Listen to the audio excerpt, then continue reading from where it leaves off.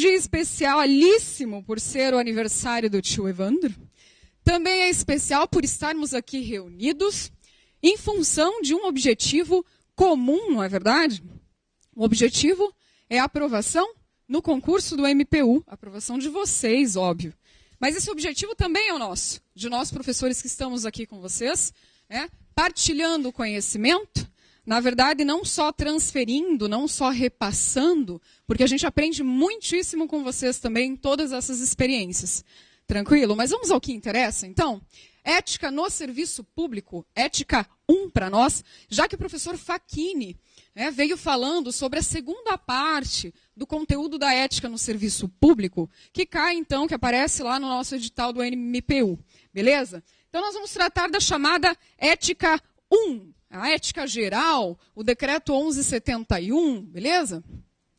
Olha só, em se tratando de ética no serviço público, me parece que considerando a banca aí que nós temos em vista, que é a banca CESP, é preciso que nós foquemos no decreto 1171 nessa reta final, ok? Então o decreto 1171 vai ser o foco, mais uma vez, dessa nossa revisão. Ótimo? Então nós vamos começar por duas, eu coloquei no material para vocês, duas regras deontológicas. Vamos passar por 2 dos principais deveres do servidor, 3 vedações, eu separei para nós vermos, e também mais 2 previsões referentes às comissões de ética. Vamos ver se dá tempo, porque o tempo é curto, não é verdade? Então vamos lá, vamos direto ao assunto. Regras deontológicas. O que nós vamos tratar quando se fala em regras deontológicas? Não vamos ficar aqui estudando etimologicamente essa palavra, mas não, agora a gente vai focar, beleza? Então vamos lá. Eu vou ressaltar com vocês, primeiramente, antes de nós resolvermos alguns exercícios, acerca da letra, do teor, do inciso 2. Então é a chamada segunda regra deontológica do decreto 1171. O que vai dizer este inciso 2? Vai dizer especialmente que o servidor não pode desprezar, não pode olvidar, esquecer, deixar de lado o elemento ético de sua conduta. Então, o que a gente vai ressaltar, a ideia-chave que a gente vai ressaltar, para efeito, em princípio, da letra desse inciso, é o elemento ético. Não esqueçam, a conduta do servidor público tem de ser baseada necessariamente no chamado elemento ético. A conduta, o comportamento tem que ser ética. Beleza? Segunda parte desse inciso. O que é que diz a segunda parte desse inciso? Bom, a segunda parte desse inciso vai dizer que o servidor não tem de decidir necessariamente e tão somente entre o que se vai chamar, o legislador do decreto 1171, vai chamar de valores antagônicos, ou seja, legal e ilegal, justo, qual é o contrário de justo? Injusto. Que mais? Conveniente ou inconveniente. Ah, legal. Que mais? Oportuno, mas também o inoportuno. E aí o legislador ressalta, no finalzinho dessa previsão, legal? 2 outros valores também tidos como antagônicos, mas que tratam da probidade e improbidade, ou seja, da honestidade e da desonestidade. Então, principalmente, o servidor não terá de decidir somente entre o honesto e o desonesto. Então, ele dá ênfase à ideia de honestidade e mesmo a de desonestidade. Então, veja, grave assim, elemento ético não pode ser desprezado no que tange a conduta do servidor. Dessa forma, em não desprezando o elemento ético da conduta, ele não terá que decidir somente entre o legal e ilegal, justo e injusto, conveniente e inconveniente, oportuno e inoportuno, e principalmente entre o honesto e o desonesto. Belezinha, gente? Fácil. Então vamos para o próximo. Sobre o próximo, já falei tanto desse inciso, Eu já falei tanto, mas a gente vai falar mais uma vez aqui, para efeito de... Claro, se cair essa coisa aqui, caraca, não dá para esquecer, sabe por quê? Falei em toda a aula. Em toda a aula que eu falo sobre o decreto 1171, eu falo desse bendito inciso 3, gente. Eu rezo a missa sempre. Então, olha só. Moralidade administrativa, ou moralidade da administração pública, é conceituada por esse inciso. Esse conceito começa de modo negativado. Então, assim, o legislador começa dizendo o que não é, ou ao que não deve se limitar o conceito de moralidade. Então, a moralidade, ele diz, administrativa ou da administração, não se limita à distinção entre o bem e o mal. Quem assistiu minha aula ontem lembra disso? Ah, como não? Mas deve sim ser acrescida da ideia de bem comum. Ah, legal, bem comum. Então, quer dizer, qualquer alternativa que a CESP elaborar sobre esse teor, esse conteúdo, o tal do inciso 3, que cai e muito. A CESP só muda ali um pouquinho a ideia, mas o centro, o cerne, o núcleo da ideia, a CESP sempre repete. Então, é lembrar que a moralidade não se limita tão somente à distinção entre o bem e o mal, mas também diz respeito ao acréscimo, vamos dizer assim, da ideia de bem comum. Não esqueçam. E não é o único momento no Código em que aparece o bem comum como valor a ser resguardado, a ser salvaguardado através da conduta ética do servidor público. Tá? Então, se o servidor tiver sempre em mente o bem comum, dificilmente alguma coisa dará errado. O que mais? Esse inciso ainda diz que o equilíbrio entre a legalidade e a finalidade, opa, moçada, ainda se está falando em moralidade. Consolida a moralidade. Consolida a moralidade. Beleza? Então, moralidade não se limita só à distinção entre o bem e o mal, mas também deve ser acrescida da ideia de bem comum. E o equilíbrio entre esses dois valores, essas duas ADs, legalidade e finalidade, consolida a própria moralidade. Vamos a alguns exercícios, então, rapidamente, lá no seu material. Olha só. Vamos ao item 4. Beleza? Lá diz o seguinte: o servidor público jamais pode desprezar o elemento ético de sua conduta. Então, não é exatamente isso que diz, em princípio, a letra do inciso 2 do decreto 1171? A segunda regra deontológica? É exatamente isso. Mas aí, a banca segue dizendo o seguinte, vírgula, embora, em algumas situações, tenha de decidir entre o que é legal e ilegal. Será que é isso mesmo? Não.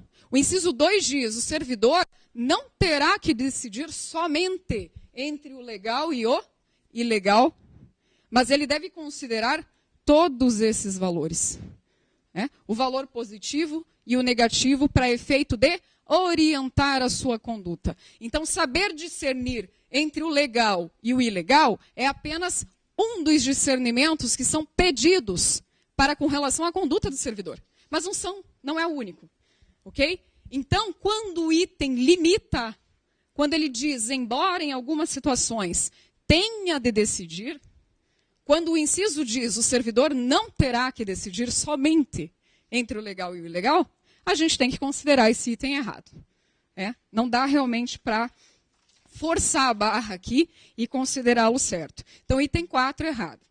O 5, rapidamente, vai tratar do inciso 3. Então, olha como é que a CESP cobra. O inciso 3, o conteúdo do 3. Nessa aqui, ele diz assim, a moralidade da administração pública norteia-se pela distinção entre o bem e o mal. E pela noção de que sua finalidade é o bem comum. Procede? É isso mesmo? Estão as duas ideias aqui contidas? Sim, sim. A questão é, a letra do inciso 3 diz, a moralidade da administração não se limitará à distinção, ou não se limita à distinção entre o bem e o mal, mas ela se norteia por essa distinção.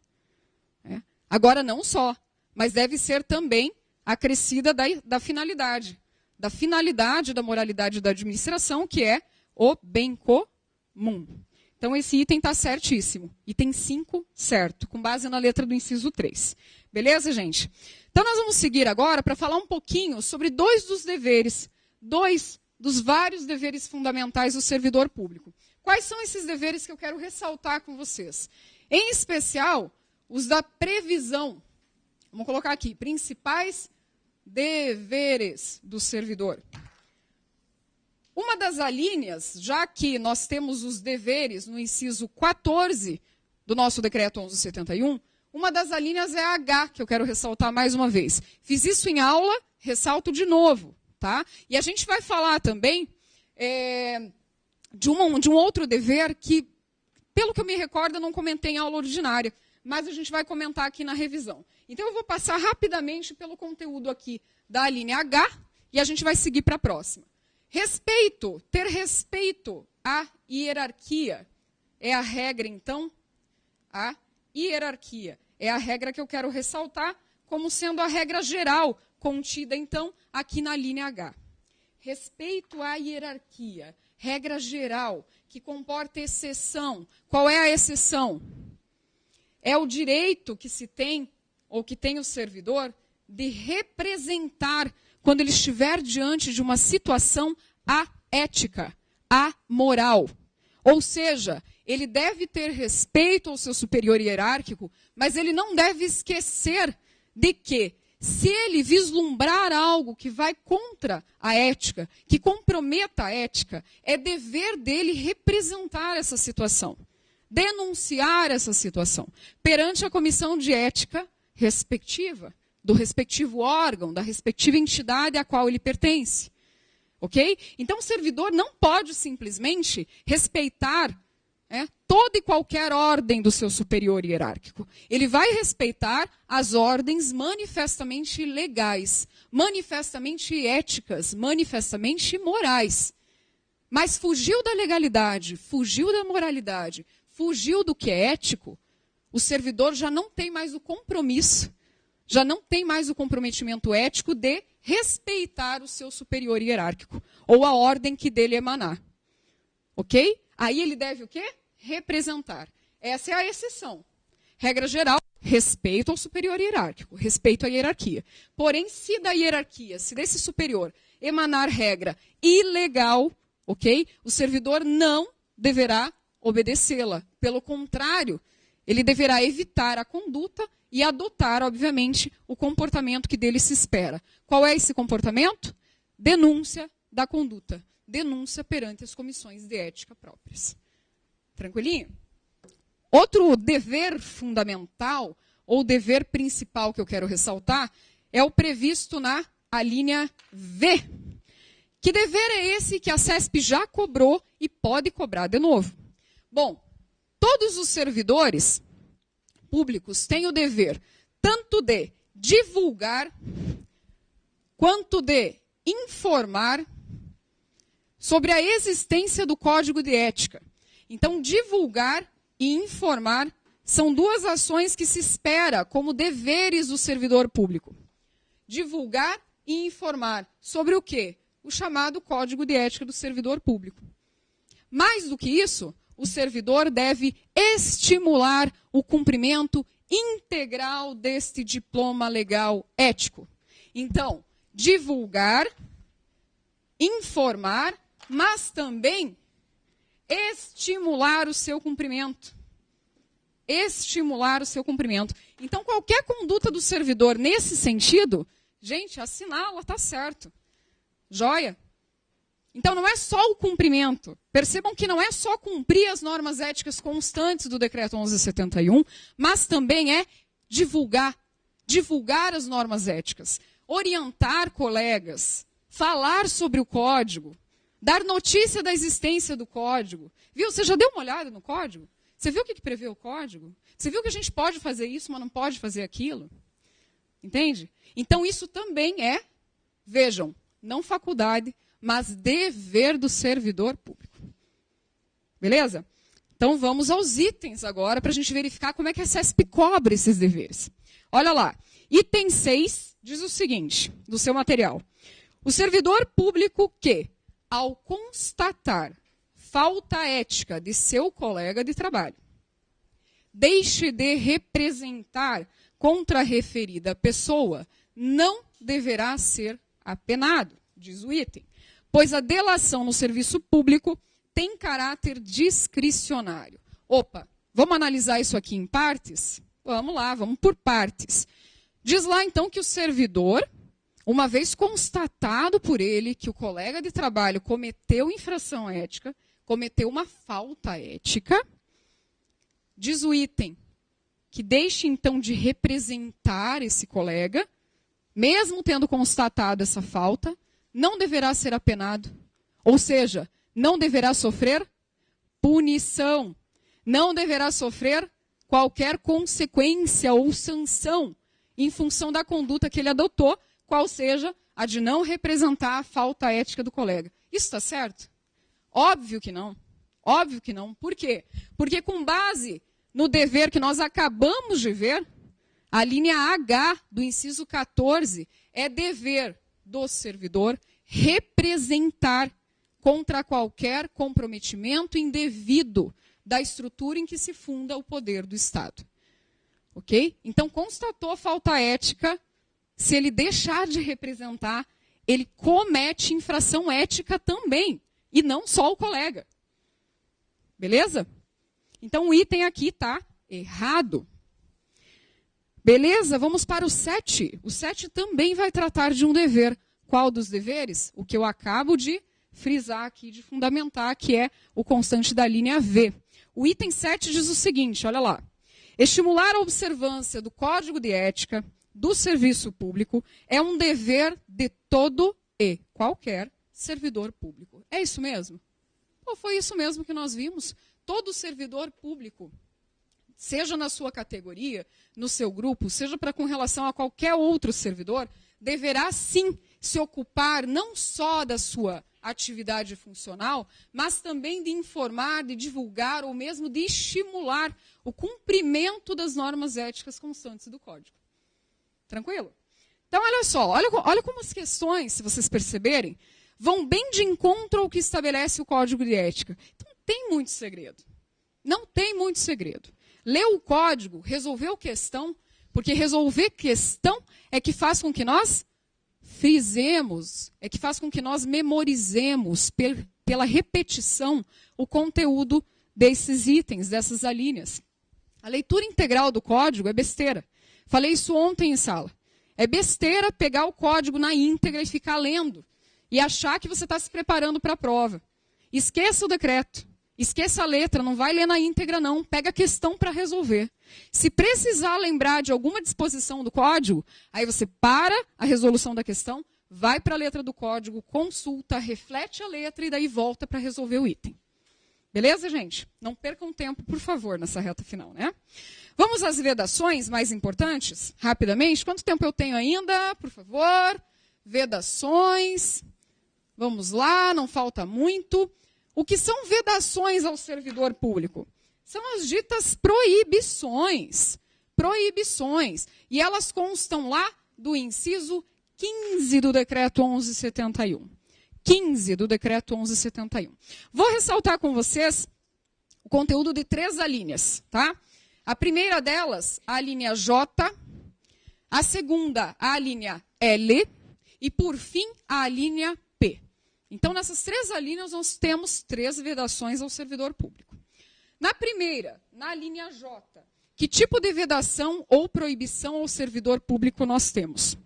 Aquela que diz que desviar servidor público para atendimento a interesse particular é terminantemente vedado, é terminantemente proibido. Então, qual é a conduta proibida?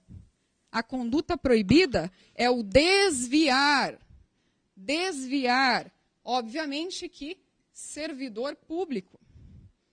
Isso para atendimento a interesse particular. Atendimento a interesse particular. Então, jamais se deve desviar o servidor do exercício da sua função específica para fins de atendimento a outro interesse que não o interesse que envolve a própria atividade do servidor. Porque é esse o interesse público. O interesse público, o interesse do Estado, está justamente em que o servidor realize a sua atividade fim, a sua atividade atribuição, a atividade que lhe é atribuída, para a qual ele foi designado. Ok? Então, que fugir disso está vedado, terminantemente proibido. Joia? Vamos para a linha L agora. O que diz a linha L? Bom, traz outra vedação, então, porque está dentro justamente das alíneas do inciso 15, que falam das vedações, e ela vai dizer o quê? Que é proibido retirar. Vejam que toda a linha inicia com um verbo. Então é legal, cara, você pegar e trabalhar justamente a primeira ideia de cada vedação. Né? Desviar, não pode. Retirar, não pode. Beleza? Retirar o quê? Da onde? Em que circunstâncias? Como é que é isso? Bom, retirar, vai dizer a linha L. Retirar documento, livro ou bem de onde? Da repartição pública. Onde o servidor público desenvolve, desempenha as suas atividades. Legal. Então não dá para retirar, não dá para levar consigo. Botar o livrão lá debaixo do braço, né? Botar lá, enfim, bem é mais difícil, né, gente? Agora, documento e livro, enfiou na bolsa, levou. Não pode. Não se pode retirar absolutamente nada da repartição. Nada. Tudo tem que permanecer lá, porque é tudo público. Tudo isso aqui, documento, livro, bem, pertence ao patrimônio público. Então, você, como servidor, deve zelar por esse patrimônio. E jamais retirá-lo da repartição pública. Beleza? Posso resolver uma questãozinha, rapidinho, sobre as vedações? Então, olha lá. Item 8, rapidamente. Se um servidor for desviado de função por sua chefia imediata, em virtude de necessidade particular do trabalho, ele deverá cumprir suas novas atribuições, pois é seu dever ético. Verdade isso? Não. Houve aluno que me questionou, professora, houve aluno? Não, eu estou olhando para ela. Não é verdade? Você viu como eu lembro dos questionamentos? Quando se diz ali, necessidade particular do trabalho, professora, mas se for do trabalho, então não seria permitido esse desvio? Não. Terminantemente não. Tá? Porque mesmo que diga respeito à necessidade de trabalho, o cunho, a natureza da necessidade está ali descrita, particular. Então, desculpe, mas não atende àquilo que o servidor deve observar, que é esta conduta que lhe é vedada, desviar servidor para atendimento a interesse particular, mesmo que seja referente ao trabalho. Beleza? Então, item errado. 9, bem rapidinho, também trata de vedação. O servidor que carregar consigo documentos institucionais sem prévia autorização não poderá sofrer penalidade se for constatado que não havia ninguém responsável por autorizar a retirada dos documentos. E aí? Errado por quê? Legal é falar ali que, na verdade, não se pode tirar, eu esqueci desse detalhe, que consta dentre vírgulas, sem estar legalmente autorizado. Isso aqui é bastante importante e a CESP explora essa ideia. Tá? Então, que fique aqui registrado. Bom, diz ali que o servidor, então, que carregar sem prévia autorização, não poderá sofrer penalidade sem prévia autorização? Pô, claro que não. Por quê? Porque ele precisa estar autorizado. Ok? Então, item errado.